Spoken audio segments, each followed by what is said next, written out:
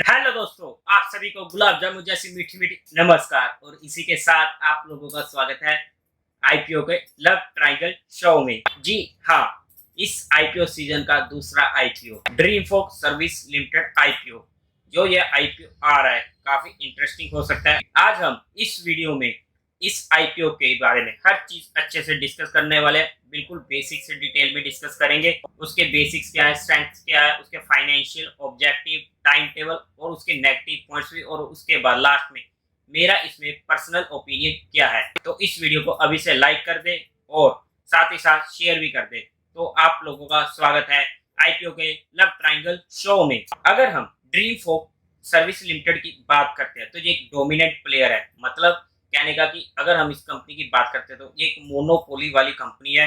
मतलब कि ओवरऑल 95% तक इसकी मोनोपोली है कंपनी में। अगर हम बात करें तो ये इंडिया का largest airport service aggregator platform होने वाला है, जहां पर इनका जो बिजनेस मॉडल है वो काफी ज्यादा यूनिक है। और ये अपनी सर्विसेज सभी कार्ड नेटवर्क ऑपरेटिंग को प्रोवाइड करती है। अगर हम इनके कस्टमर्स की बात कर लें या फिर किन किन को सर्विस प्रोवाइड करते हैं, वीजा हो गया, मास्टर कार्ड हो गया, रुपए कार्ड हो गया, इन सभी को ये अपनी सर्विस से प्रोवाइड करते हैं। और इसी के साथ साथ banks, ICICI bank, Axis bank, Kotak Mahindra bank, HDFC bank और SBI card and payment solutions को भी ये अपनी सर्विसेज प्रोवाइड करती है।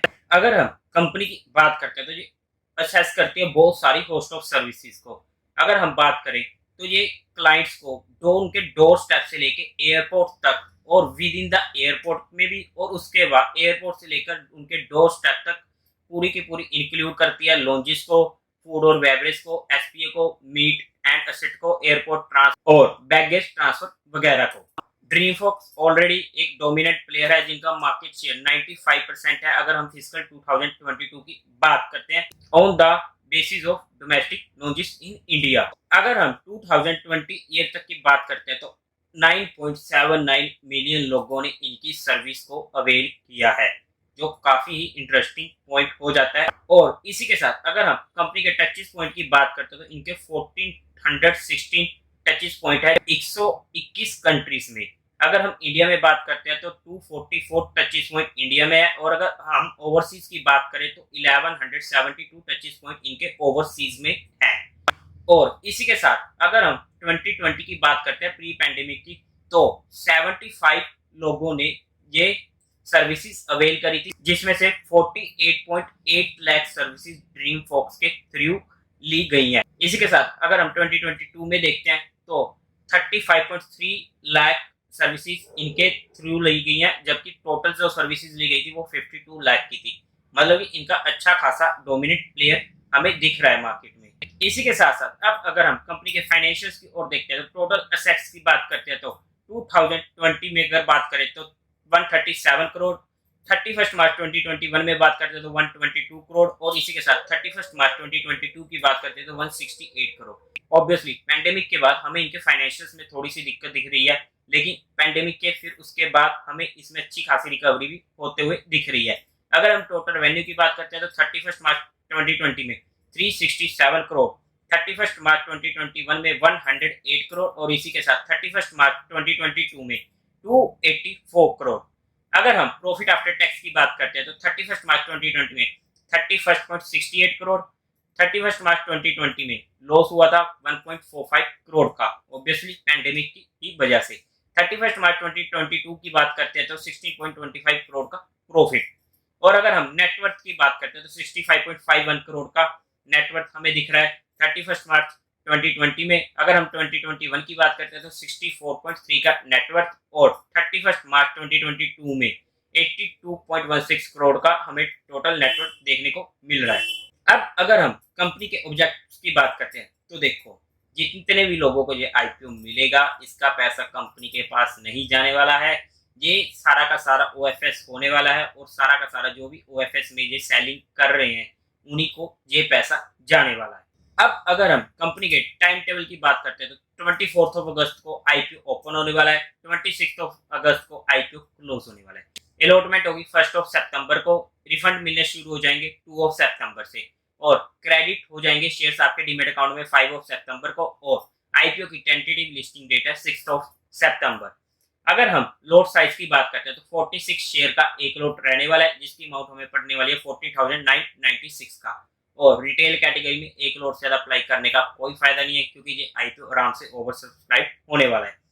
और इसी के साथ अगर हम प्री इशू साइज होल्डिंग की बात करते हैं तो वो 100% है और पोस्ट इशू 67% होने वाली है। अभी अगर हम इसकी कुछ और डिटेल्स की बात करें तो ₹2 का फेस वैल्यू रहने वाला है, बैंड विड्थ रहने वाले 308 से 326 रुपीज पर शेयर। हमें तो अप्लाई करना है कट ऑफ प्राइस मतलब 326 रुपीज का। और 46 शेयर का एक लॉट रहने वाला है। इशू साइज जो होने वाला है 562 करोड़ का होने वाला है और पूरा का पूरा रहने वाला है OFS। BSE NSE दोनों पर लिस्टेड होगा। अगर हम कोटा की बात करते हैं तो क्वालिफाइड को 75%, रिटेल शेयर्स को 10% और इसी के साथ साथ HNI को 15% का कोटा यहाँ पर अवेलेबल होने वाला है।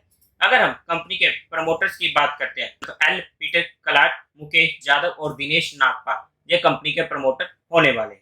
अगर हम कंपनी की वैल्यूएशन की बात करते हैं तो इसकी पीई रेशियो निकल के आती है अप्रोक्स 100 से थोड़ी सी ज्यादा। और इसी के साथ प्राइस टू बुक वैल्यू निकल के आती है 20 की और रिटर्न ऑन नेटवर्थ इसकी निकल के आ रही है 20% की। ईपीएस की अगर हम बात करते हैं तो 2.98 की ईपीएस रहने वाली है। इसी के साथ साथ कंपनी के ऊपर डेप्ट बहुत ही ज्यादा कम है, बहुत ही मिनिमाइज डेप्ट है, मतलब कि अप्रोक्स 1% से भी कम का हम कह सकते हैं। तो एक तरीके से हम इसे डेप्ट फ्री कंपनी भी कह सकते हैं, जो इस कंपनी के लिए पॉजिटिव हो जाता है। अब इसके बाद अगर हम इसके नेगेटिव पॉइंट्स की बात करते हैं तो सबसे पहला नेगेटिव पॉइंट पूरा का पूरा OFS होने वाला है। इसका दूसरा जो नेगेटिव पॉइंट है ना कि ये इसकी वैल्यूएशन हल्की सी ज्यादा है। अगर वैल्यूएशन थोड़ी सी भी सस्ती हो जाती फिर तो मजा ही आ जाता, लेकिन अब वैल्यूएशन हल्की सी ज्यादा होने की वजह से थोड़ी सी हमें दिक्कत देखने को मिल सकती है।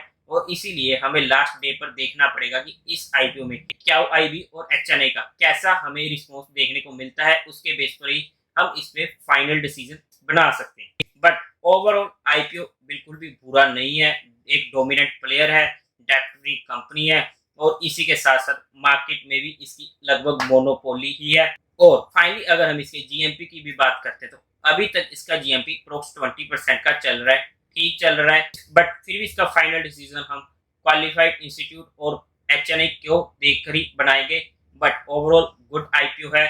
But being an aggressive investor मैं इसे अप्लाई करने का पूरा प्रोग्राम कर रहा हूँ।